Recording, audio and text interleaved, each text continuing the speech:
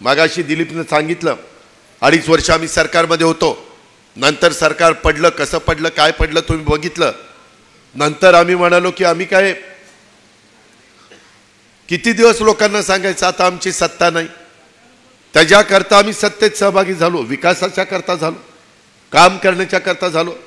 दिलीप काकाला विचारा, 1500 कोटी रुपयाची कामं माझ्या निफाड तालुक्यामध्ये आम्ही केली। कशाला म्हणतात 1500 कोटी?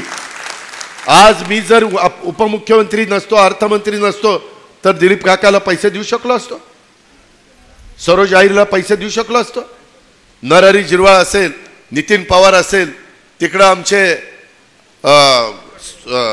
छगन भुजबळ साहेब असतील, माणिकराव कोकाटे साहेब असतील, हिरामण खोसकर असतील, त्यांना पैसे देऊन नसतो शकलो आम्ही। शेवटी बाबांनो, नांदूर मंदवेश्वरच्या बाबतीत मागं तुम्ही दिलीप काकाला निवडून दिलेलं होतं, त्यावेळेस महेश दोने मी तिथं पैसे दिले, दिलीप काकाला विचारा, आणि नांदूर मंदवेश्वरचं गेटचं काम मी त्या काळामध्ये केलं। त्याच्यामध्ये ज्या वेळेस ज्या गोष्टी मला करणं गरजेचं होतं त्या करण्याच्या करता मी सातत्याने पुढाकार घेतला। मी कुठेही कुणाचा दुखावण्याचा प्रयत्न केलेला नाहीये, ही गोष्ट आपण लक्षात घ्या। आपल्यातली काही इगतपुरीची धरणं माझ्या मुंबईला प्यायला पाणी जातं, तिथं आपण काही करू शकत नाही, पण माझा दारणा असेल, माझा गंगापूर असेल, माझा गिरणा असेल, माझा चणकापूर असेल, नांदूर मंदवेश्वर असेल, किंवा मध्ये मी अर्जुन सागर पुनदला नाव दिलं ते माझं कळवण परिसरातलं धरण असेल, मांजरपाडा असेल, आता मांजरपाड्याचे कालवेचे कामं चाललेले। मला आता नारपारचं काम करायचं आहे। नारपार योजना जशी मागच्या कॅबिनेटला वैनगंगा पैनगंगा योजना 85,000 कोटीची आम्ही मान्यता दिली आहे, आता पुढच्या किंवा त्याच्या पुढच्या कॅबिनेटला माझ्या नाशिक जिल्ह्यातलं जे डोंगरी भागावर पडणारं, डोंगरामध्ये पडलेलं पाणी आहे ते इकडे येत नाही, ते पश्चिमेकडे जातं, समुद्राला मिळतं, ते पाणी अडवायचं आणि पूर्वेकडे आणायचं, अशा प्रकारची आपल्या काही योजना आहेत। त्या योजनेला देखील आता आम्ही मान्यता देतोय। ते दिल्याशिवाय आपली ही धरणं भरू शकत नाही, आपली ही सगळी धरणं भरल्याशिवाय जायकवाडीला पाणी जाऊ शकत नाही, जायकवाडी पूल भरल्याशिवाय मराठवाड्याला पाणी मिळू शकत नाही। सिद्धेश्वर असेल, माजलगाव असेल, त्या येलदरी असेल, मांजरा असेल, तिकडं तेरणा असेल, ही बाबांनो एकंदरीत माहिती आहे। आम्ही अभ्यास करणारी माणसं आहोत, आम्ही हवेत गप्पा मारणारी माणसं नाही आहेत। माझी तुम्हाला विनंती आहे, आम्ही पण आता 65 वर्षाचे झालोय, मी चांगलं काम घेऊन तुमच्या पुढे आलोय, तुमचे आशीर्वाद मला पाहिजे, तुमचा पाठिंबा मला पाहिजे, आमच्या राष्ट्रवादीला पाहिजे, आमच्या महायुतीला पाहिजे। मी अधिक चांगलं प्रशासनावर माझी पकड आहे, माझं त्या ठिकाणी अधिकाऱ्यांच्याकडनं कसं काम करून घ्यायचं ते मला चांगलं माहिती आहे।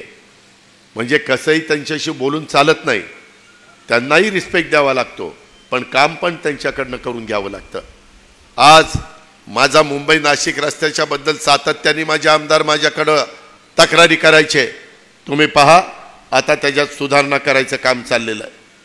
तुम्हाला थोडे दिवसात दिसेल की सुधारणा झाली का नाही, केल्या पाहिजेत, ते आमचं कर्तव्य आहे, त्याकरताच आम्ही जबाबदारी स्वीकारलेली आहे। ह्या प्रकारे माझ्या निफाडकरांनो, माझ्या नाशिककरांनो, आम्ही त्या ठिकाणी पुढे चाललेलो आहे। आणि विरोधक काय आमच्यावर टीका करतात, अरे बहिणींनाच देत आहेत, बहिणींनाच देत आहेत, भावांना काहीच नाही, भावांना काहीच नाही। भावांनो तुम्हालाही दिलेलं आहे वीज माफी। मला नेहमी माझ्या आजूबाजूचे पण शेतकरी म्हणायचे, दादा हे 300 मोटर 550 मोटर 750 मोटर बटन दाबायला गेलं की ती लाईट बिल आल्यावर नको होतंय, बरं कनेक्शन तोडल्यावर आकडा टाकल्याशिवाय जमत नाही, पिकं तर रानात आहेत, भिजवली तर पाहिजे, आकडा टाकल्यावर लाईन बंद केस करतोय, त्याला त्या ठिकाणी उत्तर द्यावं लागतंय। मग मी अभ्यास केला की 7.5 पर्यंत किती लाख शेतकरी, 44 लाख शेतकरी, काय केलं पाहिजे, 15,000 कोटी रुपये राज्य सरकारच्या तिजोरीतनं त्या महावितरणला दिले पाहिजे, म्हणजे 44 लोक शेतकऱ्यांचं वीज माफी आपल्याला करता येते।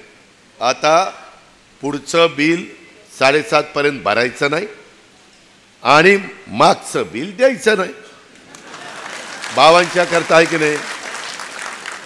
मी अर्थमंत्री म्हणून सांगतोय ना तुम्हाला, मी आज तुम्हाला एवढं चांगल्या पद्धतीनं देतोय आणि आऊट घटकेचं नाही. तुम्ही मागाशी कोणीतरी 10 हॉर्सपावरचा उल्लेख केला, तुमच्याही मनात काहींशी आहे.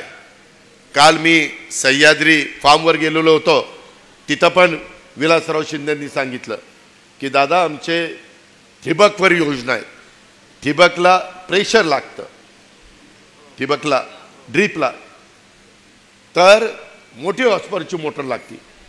आमचं काय, शेवटी प्रश्न वाढतच असतात, शेवटी आम्हाला सोडवायचे असतात, कधीच प्रश्न संपत नसतात. एक उत्तर मिळालं की पुन्हा दुसरा प्रश्न निर्माण होतो. त्या प्रकारे आम्ही आता सोलरवर, सूर्य उगवला तुमची मोटर चालू, सोलर पॅनलवर, दिवस मावळला मोटर बंद, घरी जायचं, बायका मुलांच्या जेवायचं, गप्पा मारायच्या, शाळेत मुलगा देखील कितवीत आहे नीट पाहायचं. बऱ्याच बापाला पोरग कितवीत आहे तेच माहिती नसतं. त्यांना विचारलं ना मी कधी जातो कुणाच्या घरी, काय नातू काय म्हणतोय, आहे ना ही काय नातू आपला कितवीत आहे, ए इकडे घ्या ही कितवीत आहे, अरे काय किती, अरे तुमच्या मुलाचा मुलगा नातू आहे राव, किमान माहिती घ्या. पूर्वीचा काळ नाही आहे, आता 10-12 मुलं नाही राहिली, 2 मुलं 1 मुलगा, त्याच्यावर माहिती घ्या ना आणि त्याला नीटपणे त्या ठिकाणी शिकवा.